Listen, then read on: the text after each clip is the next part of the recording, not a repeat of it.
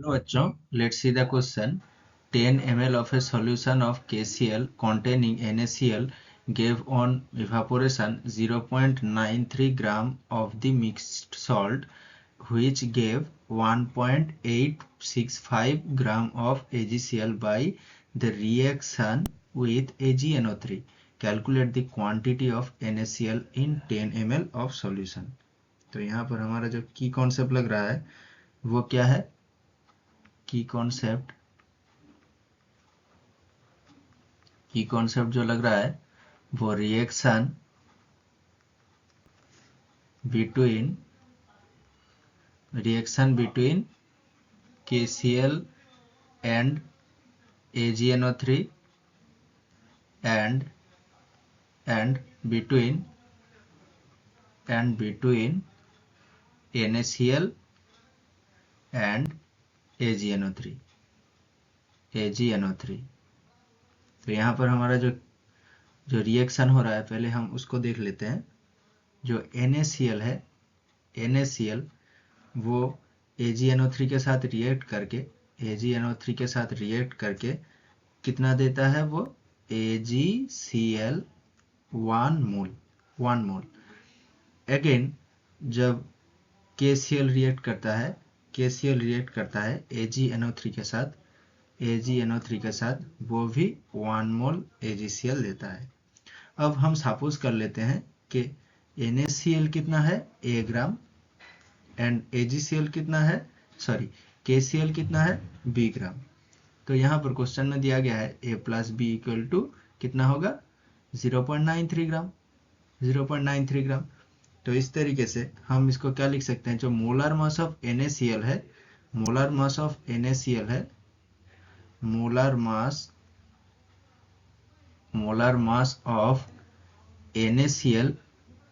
NaCl कितना है? Equal to 58.5 gram. And molar mass of AgCl कितना है? मोलर मास ऑफ AgCl वो कितना है? 143.5 gram. And molar mass of KCl कितना है? मोलर मास ऑफ KCl है हमारा 74.5 ग्राम. तो यहाँ पर 1 मोल ऑफ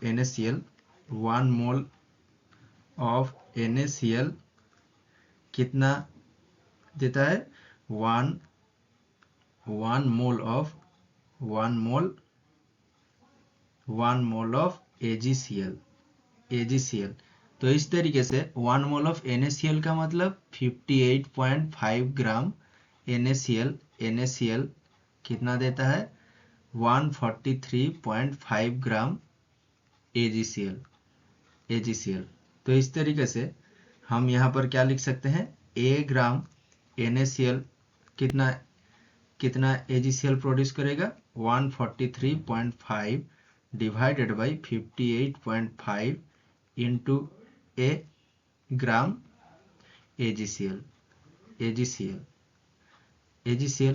अब हम इसको इस तरीके से भी हम लिख सकते हैं. जो KCl के लिए होगा, वो उसको क्या लिखेंगे? 1 मोल KCl कितना देगा? 1 मोल AgCl. अब 1 मोल KCl का मतलब कितना है? 74.5 ग्राम KCl 1 मोल ऑफ AgCl देता है, मतलब 143.5 ग्राम AgCl देता है. तो इसका मतलब B ग्राम KCl कितना देगा? 143.5 into B divided by 74.5 gram AgCl. तो यहाँ से टोटल हमारा कितना आ जाएगा? 143.5A divided by 58.5 plus 143.5B divided by 74.5 equal to 1.865. Again जो हमने पहले ही लिख चुका था वो क्या है, वो a plus B equal to 0.93। तो इसको हम सॉल्व करके क्या लिख सकते हैं, a equal to 0.14 gram and b equal to 0.79 gram. तो इस तरीके से जो NaCl 10 ml में प्रेजेंट कितना होगा, 0.14 ग्राम। तो यहाँ पर हमारा फाइनल आंसर क्या है, the quantity of NaCl in 10 ml of solution वो कितना है, 0.14 gram. Hope you understood it well. Best of luck.